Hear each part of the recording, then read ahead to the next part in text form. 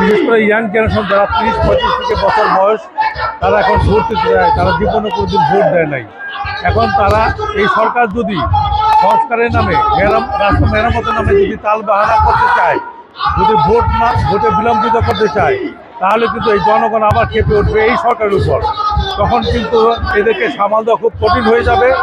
আমরা এই সরকারকে সহায়তা করতে চাই, কিন্তু সরকার যদি সহায়তা না নিয়ে তাদের ইচ্ছা মতো চলতে চায় এবং নির্বাচনকে প্রশ্নবিদ্ধ করতে চায়, অথবা দেশি বিদেশি চক্রান্তকারীদের কবলে পড়ে, তাহলে এই দেশের জনগণ কিন্তু এই সরকারের উপরও খেপে উঠবে।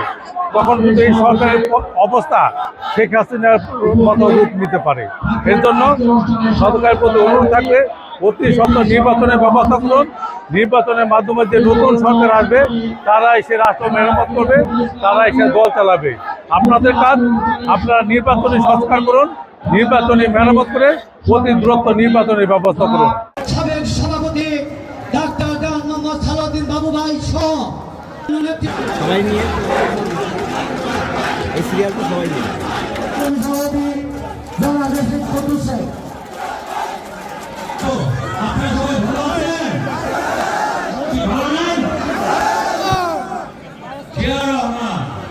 উনি বীর মুক্তিযোদ্ধা